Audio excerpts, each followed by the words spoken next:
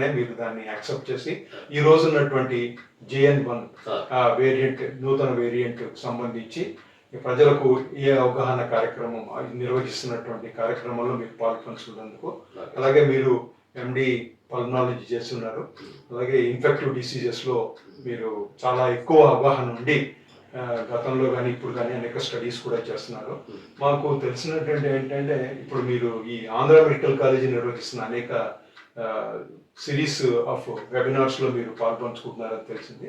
ఇది దేశీయమైనా సార్, అంతర్జాతీయంగా కూడా అది international sir. Actually doctors from US and UK వాళ్ళందరూ పార్టిసిపేట్ చేశారు. So it was a good interaction. మనకి నాలెడ్జ్ షేరింగ్ అంతా చాలా బాగా జరిగింది. దానివల్ల అందరూ అప్డేట్ అయ్యాం. So it was very good.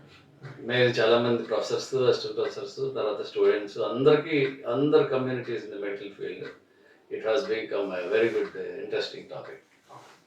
So nice sir. ఇప్పుడు మనం సబ్జెక్ట్లోకి వెళ్తాం సార్. ఈ JN1 వేరియంట్ ఏదైతే ఇప్పుడు వ్యాప్తి, దీని యొక్క విస్తృతి అనేది ఎలా ఉంటుంది అసలు యాక్చువల్గా గత వేరియంట్స్ని పోల్చి చూస్తే?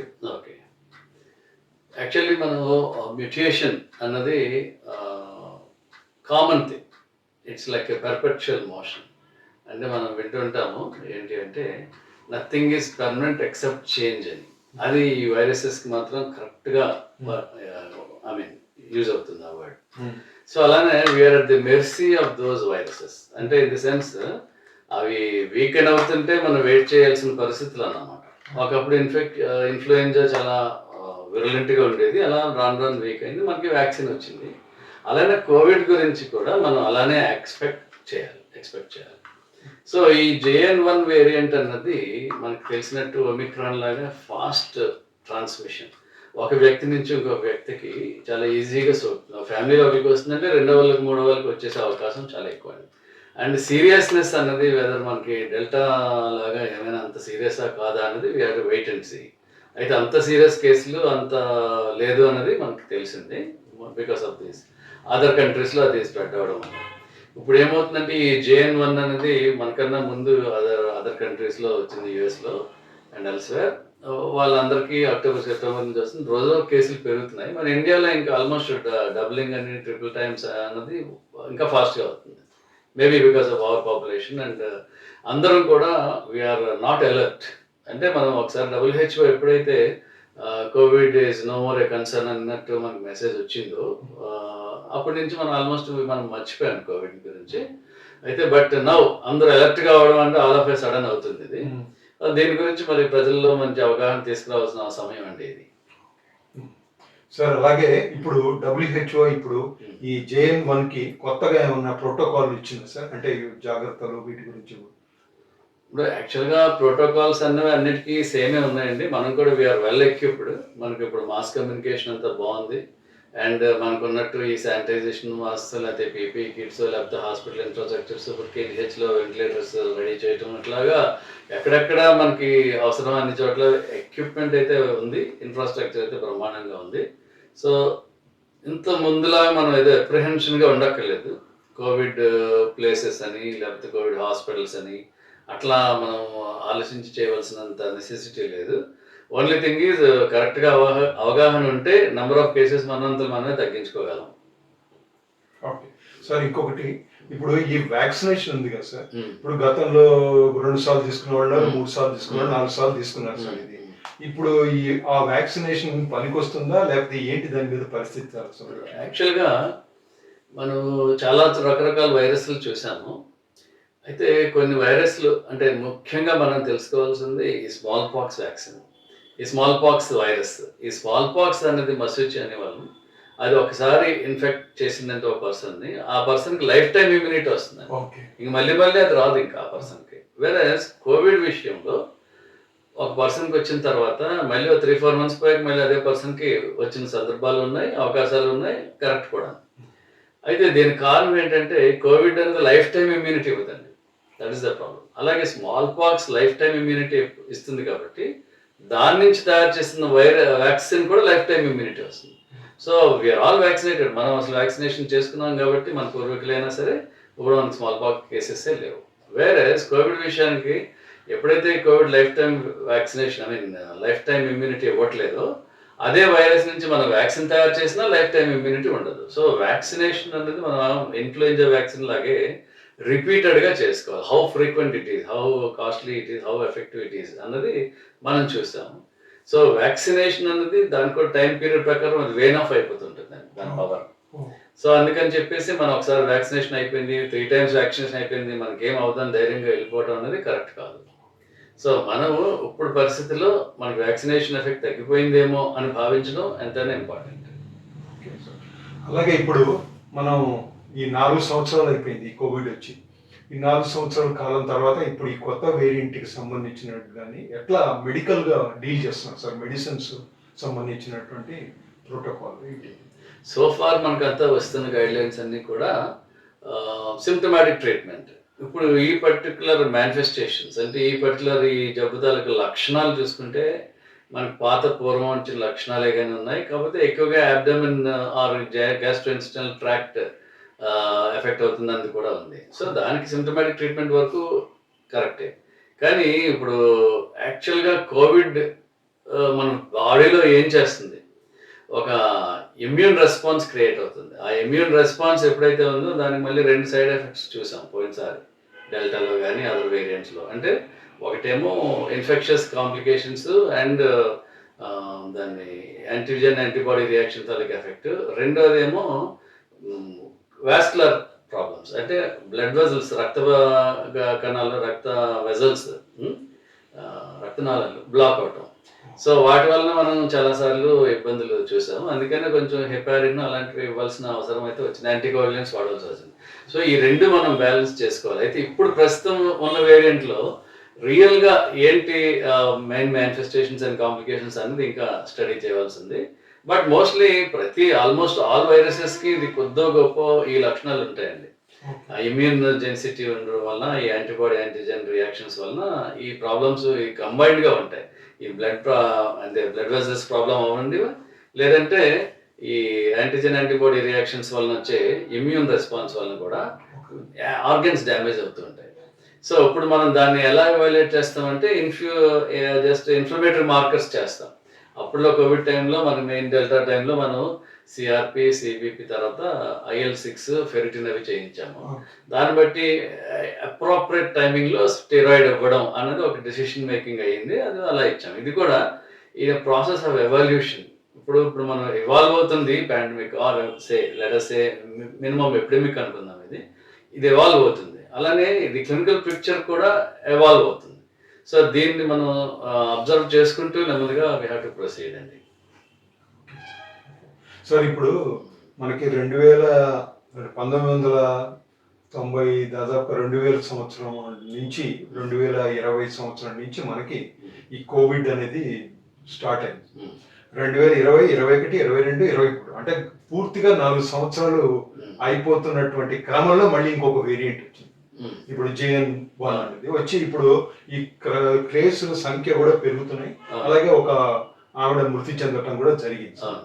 సో ఇప్పుడు దీనికి అంతరించిపోవడం అనేది 4 ఏళ్ళు 5 ఏళ్ళు అనేటువంటి టైం పీరియడ్ లేదా సార్? టైం పీరియడ్ ఉండదు. అదే సార్, మనం were at the mercy of the virus mutations.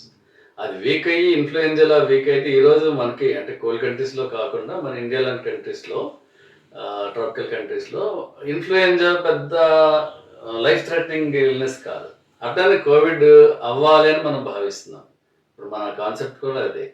So మనలాంటి కంట్రీస్లో ఈ కోవిడ్ కూడా ఇన్ఫ్లుయెంజా లాగా వేరియంట్స్ ఎన్ని ప్రొడ్యూస్ అయినా కూడా మనం ఏం చేస్తామంటే దాన్ని మనం తగ్గుముఖంలో పట్టింది అని ఇన్ఫ్లుయెంజా మనకి ఎలాగైతే వచ్చిందో కోవిడ్ కూడా అలాంటి భరోసా వస్తే తప్ప మనం కాన్ఫిడెంట్గా ఉండలేమండి. అంటే ఇప్పుడు ఈ చనిపోయినారు కదా సార్, కోమార్బిడ్ కండిషన్స్, దీనివల్ల బాగా అది వ్యాధి తీవ్రత పెరిగే అవకాశం ఉందండి. ఒక్క విషయం అండి, మనం ఎన్ని వేరియంట్స్ని చూసాము, ప్రతి వేరియంట్ వచ్చినప్పుడు కూడా సడన్గా ఎవరో ఒకరు ఎక్స్పైర్ అవ్వడం, లేదంటే ఏదో ఒక మరణాలు అంటే సంభవిస్తున్నాయి. సో అది మరణాలు సంభవిస్తున్నాయంటే ఇవాళ మామూలుగా ఉన్న వ్యక్తి రేపు క్రిటికల్ అవ్వడం అనేది అది వైరస్ విరులెన్స్ అనుకుందాం. వేరస్ విరులెంట్ కాకపోయినా కూడా ఆల్రెడీ బ్యాక్గ్రౌండ్ ప్రాబ్లమ్స్, అంటే ఆ మనిషి ఆల్రెడీ వీక్ అనుకోండి, అంటే ఆల్రెడీ డయాబెటీస్ ఉన్నది, లేకపోతే కిడ్నీ ఫెయిలియర్ ఉంది, లేకపోతే సిఓపిడి ఉంది, లేదా ఆల్రెడీ న్యూమోనియా అడ్మిట్ అయిన వాళ్ళు ఉండొచ్చు. వాళ్ళకి అనుకోకుండా కోవిడ్ అటాక్ అయింది అనుకోండి, మేబీ హెల్త్ కేర్ వర్కర్ వల్ల, లేదంటే వాళ్ళ ఓన్ విజిటర్స్ వల్ల, బికాస్ కమ్యూనిటీలో ప్రెసెంట్ కోవిడ్ ఉంది కాబట్టి వేరియంట్, అలాంటి వాళ్ళకి లైఫ్ రిస్క్లోకి వెళ్ళిపోతున్నారు. అదే రీజన్ అక్కడ. సో ముఖ్యంగా మనం తెలుసుకోవాల్సిన విషయం ఏంటంటే, ఈ background problems, advanced age, diabetes, hyper tension, లేదంటే కిడ్నీ ప్రాబ్లమ్స్, ఇట్లాంటివి కోమార్బిడ్ సిఓపిడి ఉన్న వాళ్ళందరూ కూడా గ్రూప్స్ గెట్ టుగెదర్స్కి, లేదా ఈ పెద్ద పెద్ద ఫంక్షన్స్కి, ఎక్కువ మంది ఉన్న ప్రదేశాలకు వెళ్లకుండా ఉండడం, మాబ్స్లోకి వెళ్లకుండా ఉండడం శ్రేయస్కరం సార్. సో ఇప్పుడు ఇంకొకటి ఏంటంటే, ఈ ముఖ్యంగా ఈ రెస్పిరేటరీ ప్రాబ్లం, నిమోనియా, ఇట్లాంటివి కండిషన్స్ అనేది ముందు చలికాలం కూడా వాతావరణం కూడా అనుకూలంగా లేదు మనకి. సో ఈ పరిస్థితుల్లో దీనికి సంబంధించి ఏంటి సార్ మీరు చెప్దాం? ఓకే, యూజువల్గా మనకి ఏ వైరస్ అయినా ఎఫెక్ట్ అయింది అనుకోండి ఎవరికైనా, ఆ తర్వాత కొంచెం వ్యాధి నిరోధక శక్తి తగ్గుతుంది జనరల్గా. సో దాని తర్వాత ఆటోమేటిక్గా బ్యాక్టీరియల్ ఇన్ఫెక్షన్ సూపర్వైన్ అవుతుంది. సో అది బ్యాక్టీరియల్ న్యూమోనియా వెంటనే ఆ పర్సన్కి రావచ్చు, ఏ వైరస్ సోకిన వ్యక్తికైనా. సో అట్లానే ఈ కోవిడ్ కూడా మనం అది యాంటిసిపేట్ చేయాలి. సో ఏంటంటే ఇది న్యూమోనియాలోకి దించవచ్చు. ప్రజెంట్ మనకి పెద్దగా క్రిటికల్ న్యూమోనియాస్ వస్తున్నది అన్న ఇన్ఫర్మేషన్ అయితే లేదు. యుఎస్లో కానీ అట్లో ఫస్ట్ మనం చూసుకున్నప్పుడు కోవిడ్ ఎవాల్వ్ అవుతున్న టైంలో 2000లో చైనాలో వచ్చినట్టు డిఫ్యూజ్ న్యూమోనియా అవన్నీ లేవండి ఇప్పుడు మనం అంత వార్త వినటం లేదు. అలాగే వెంటిలేటర్ యూసేజ్ లాస్ట్ టైం ఎఫెక్ట్కి వేరియంట్స్కి కూడా మనం పెద్దగా వెంటిలేటర్స్ యూజ్ అవసరం రాలేదు. అయితే ఆల్మోస్ట్ సిమ్టమాటిక్ ట్రీట్మెంట్తోనే క్లియర్ అయిపోయినాయి. అప్పుడు జుడిషియస్ యూసేజ్ ఆఫ్ స్టెరాయిడ్ కూడా చేశారు, అది కూడా దానివల్ల కూడా అందరూ రికవర్ అయిపోయారు. సో ఇప్పుడు కూడా ఛాన్స్ అయితే ఉంటుందండి. ప్రతిసారి మనం చెప్పుకున్నాం ఇందాకే, హార్ట్ అటాక్స్, పోస్ట్ కోవిడ్లో చాలా మందికి హార్ట్ అటాక్స్, పోస్ట్ కోవిడ్లో చాలా మందికి జాయింట్ నెక్రోసిస్ వచ్చాయి. ఇవన్నీ కూడా వాస్కులర్ కాంప్లికేషన్స్.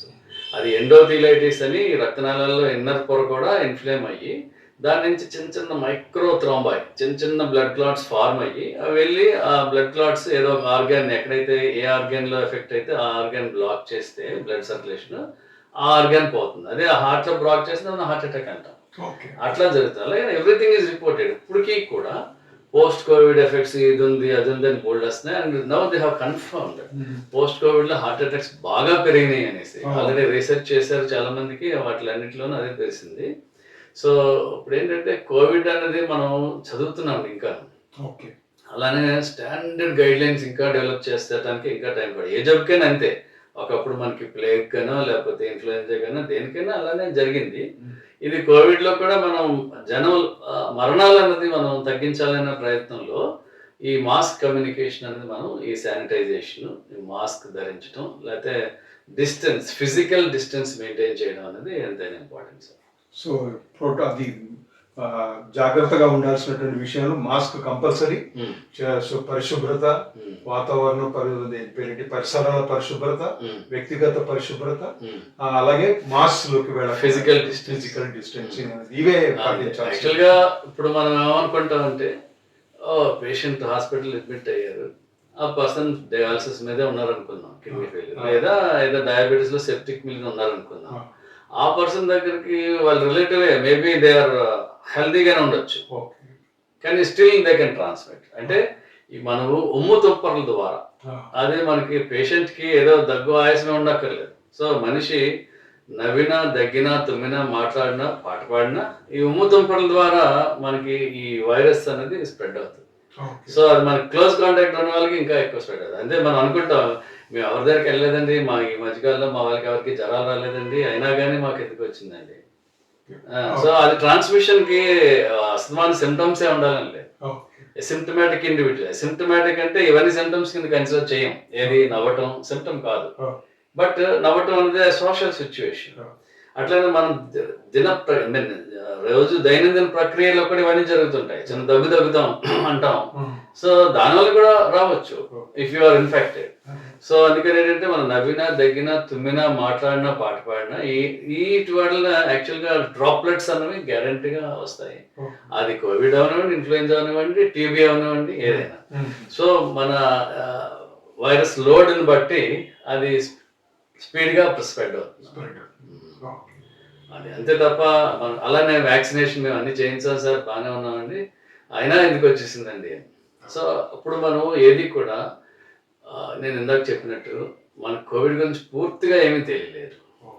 అలానే చాలా మంది మన డాక్టర్స్ కూడా రిస్క్లోకి వెళ్ళిన వాళ్ళు ఉన్నారు. ఏ విధంగా అంటే already we are vaccinated, let us protect others అనుకుంటూ వెళ్ళారు, బట్ దే ఆర్ అన్ప్రొటెక్టెడ్గా వెళ్ళారు. మేబీ మాస్క్ పెద్ద ఆ టైంలో పెట్టుకోకుండా ఉన్నోళ్ళు, లేకపోతే ఇంకో అదర్ మిగతా ఏదో జాగ్రత్త మిస్ అయి ఉండొచ్చు, ఎందుకంటే వ్యాక్సినేటెడ్ అని కాన్ఫిడెన్స్. సో అలాంటివి మనం సూడో ప్రొటెక్షన్ గురించి మనం కాన్ఫిడెంట్గా ఉండకూడదు. ఇప్పుడు మనం ఆల్మోస్ట్ వీఆర్ నాట్ ఇమ్యూన్ అనుకుంటూ ఉండడమే మంచి పద్ధతి. Okay sir. సార్ ఇప్పుడు మరి కొత్త సంవత్సరం రాబోతుంది. Almost we are in the back end of 2023 sir, December 28 ఇవాళ. ఇంకో 3 రోజులు, 4వ రోజు మనకి నూతన సంవత్సరం రాబోతున్నది. మరి ఈ సందర్భంగా మనం మన ఆనందోత్సవాలతోని ఎలా జరుపుకోవడం దానికి మీరు ఇచ్చేటువంటి సూచనలు, జాగ్రత్తలు? అంతే సార్. ఓపెన్ ప్లేస్ లో మోస్ట్లీ ఏమి ఫంక్షన్స్ నిర్వహించుకున్న ఆల్మోస్ట్ మనకి వెరీ వెరీ నెగ్లిజిబుల్ స్ప్రెడ్ అండి. క్లోజ్డ్ స్పేస్ అయిన సరికల్లా ఎక్కువ రిస్క్ ఉంటుందండి. సో అది అవాయిడ్ చేయాలి సార్. అండ్ సాధ్యమైనంత వరకు ఓల్డ్ పీపుల్ అంటే కోమార్బిడ్, అంటే advance డేజ్ is also comorbid situation అంటాం. సో అడ్వాన్స్ డేజ్ డయాబెటీస్, లేకపోతే కిడ్నీ ఫెయిల్యూర్, లేకపోతే ఇంకా అదర్ హార్ట్ ప్రాబ్లమ్స్ ఉన్న వాళ్ళు, బైపాస్ సర్జరీ అయిన వాళ్ళు, లేకపోతే స్టెంట్ వేసి ఉన్న వాళ్ళు, అలాగే COPD, chronic smokers, bronchitis, asthma, ఇలాంటి వాళ్ళందరూ కూడా దే ఆర్ ఆల్రెడీ సఫరింగ్. వాళ్ళు పోన్లు ఇప్పుడు హెల్తీగా ఉన్నాం, let us be more active in this new year అనుకొని చెప్పి అనుకోవడం తప్పు కాదు, కానీ ప్రికాషనరీగా ఉండడం మంచిది. ఎక్కువ మాబ్స్లోకి వెళ్ళడం కూడా వాళ్ళు ఇంకా కేర్ తీసుకుంటే మంచిది. అండ్ యూత్ మనకేం అవ్వదు అని అనుకోవడానికి లేదు. Youth people, young people also they have succumbed. Last time మనం చూసాము. అది ఏంటంటే రిపీటెడ్ అటాక్స్, రిపీటెడ్ ఎక్స్పోజర్స్ ఉండడం వల్ల more number of viral load develop అవుతుందేమో అనేది అప్పుడు ఎక్స్ప్లెయిన్ చేశారు. సో ఆ పద్ధతిలో చూసుకుంటే మనం young people also they are not safe. So nobody is safe. So అయితే ఒకటి, చిన్నపిల్లల్లో ఈ ఏసీ రిసెప్టార్స్ అనేవి తక్కువ కౌంట్స్ ఉంటాయి అన్నది ఒకటి, వాళ్ళు కొంచెం సేఫ్ అనేది ఒక కాన్సెప్ట్ ఉంది, అది పక్కన పెట్టేయండి. బట్ ఎవరికైనా అలాగే చిన్నపిల్లల్లో కూడా suppose you have some congenital problems, వాళ్ళు రిస్క్లోకి వెళ్తారు. So people who died in children who died due to COVID are all having other problems, అట్లా అనమాట. అలాగని చెప్పి మనం ఎవరిని ఇమ్యూన్ అని చెప్పడానికి లేదు. అలాగే మనం వ్యాక్సిన్ తీసేసుకున్నాం, స్ట్రాంగ్గా ఉన్నాం, మనకి ఏం అవ్వదు అనుకోవడానికి లేదు. ఇవన్నీ కూడా మనం సొంతంగా ఆలోచించుకోవాలి. ఇప్పుడు ఎవరెవరో చెప్పేశారు, ఏం పర్వాలేదని చెప్పేశారు అనేసి మనం వెళ్ళిపోయామంటే చెప్పలేము. చూడండి, ఇప్పుడు 2 డెత్స్ అయినాయి. ఆ 2-3 డెత్స్ ఎందుకు అయినాయి అంటే అవుతున్నాయి. సో వాళ్ళు కోమార్బిడ్ ఉండడం వల్ల అయ్యాయన్నది మనం ప్రస్తుతానికి ఖరారు చేస్తాము. ఇంకా అదర్ కారణాలు ఉండొచ్చు. సో మనకి ఏమి అవ్వదు అన్నది మాత్రం అనుకోకూడదండి. మనం తగు జాగ్రత్తలు తీసుకోవడమే అన్నది ఇంపార్టెంట్, అది ఏ ఏజ్ గ్రూప్ అయినా సరే. Thank you, nice sir. So doctor గారు చెప్పినట్టుగా భయము, ఆందోళనలు మనకు అవసరం లేదు, అప్రమత్తంగా ఉండటం ఇంపార్టెంట్. ఏ ఏజ్ గ్రూప్ అయినా సరే వాళ్ళు మాస్క్ పెట్టుకోవటం, పరిశుభ్రతను పాటించటం, గ్రూపుల్లో సంచరించటం, తగు జాగ్రత్తలు తీసుకోవటం, మన దైనందిక జీవితాన్ని మనం కొనసాగించటం, అలాగే ఏజ్ పెరిగినటువంటి వాళ్ళు, వయసు పైబడినటువంటి వాళ్ళు, అలాగే మిగతా కాంప్లికేషన్స్ ఉన్నటువంటి వాళ్ళు ఇంకా జాగ్రత్తలు తీసుకోవాల్సిన అవసరం ఉంది. ఆ రకంగా ఈ జాగ్రత్తలన్నీ పాటిస్తూ మనం 2024ని ఆహ్వానిద్దాం, నూతన సంవత్సరాన్ని ఆనందిద్దాం. Thank you sir. Thank you so much sir. ఎక్కడ మీరు ప్రాక్టీస్ సార్?